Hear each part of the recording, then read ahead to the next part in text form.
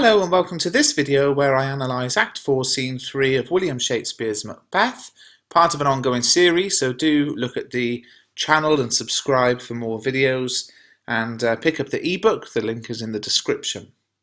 So Act 4, Scene 3. This is actually one of the longest scenes in the whole play and is quite important for setting up a real alternative to Macbeth, establishing the character who's big enough and strong enough to tackle him.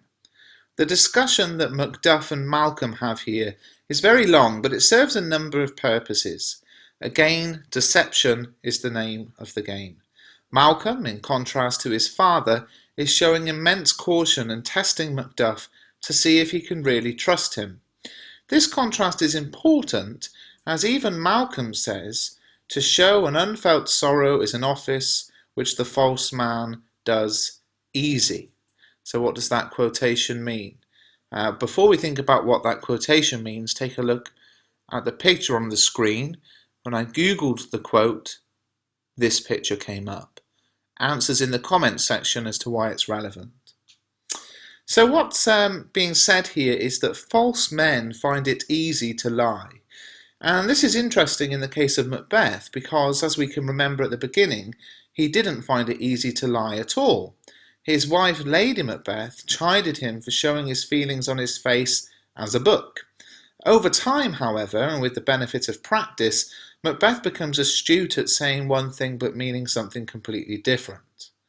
Malcolm, therefore, is very keen to test Macduff, and there's even the suggestion that Macbeth has sent spies before to try to trick Malcolm into coming back to Scotland, where he would most certainly be killed by Macbeth. As well as showing the contrast between Malcolm and his father, this scene also shows us, through a sort of commentary, all that is wrong with Scotland, and also what a good king should be like. Throughout the exchange between the two, Malcolm denounces himself as being greedy, lustful and violent, all in an effort to gauge Macduff's reaction. At the end, when Malcolm says that were he to be king, he would pour the sweet milk of concord into hell, uproar the universal peace, confound all unity on earth, Macduff is at his wit's end. This is a subtle way of describing Scotland's state under Macbeth's rule. As we saw earlier, men's actions can disrupt the natural order, which results in disruptions in nature. Here, Malcolm is describing a country completely ruined and miserable, and that is precisely what Macbeth's Scotland is. Having described then in a roundabout fashion what an evil king would be like, Malcolm goes on to say that he's none of these things, and is in fact perfectly fitted to rule.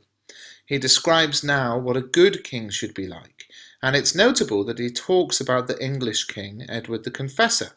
All his talk about Edward being able to heal people through touch and being a deeply religious man fits in with what people in Shakespearean times thought of kings, that they were connected to God and were somehow capable of miracles. Another interesting subplot here is that Shakespeare's benefactor, King James, seen here on the left, was a descendant of Edward the Confessor. So it was very important that Shakespeare showed Edward in a good light. He certainly does in this scene. While Edward is gentle and noble, Macbeth is murderous and barbaric. Edward is religious and performs miracles, while Macbeth consorts with witches and is involved with spells and witchcraft. Edward spreads love and harmony, while the air in Scotland is filthy and diseased. Finally, it's in this scene that Macduff learns that his family has been murdered. Here we now have two characters who've been filled out enough for the audience to believe and engage in their attempt to recapture the crown from the tyrant Macbeth.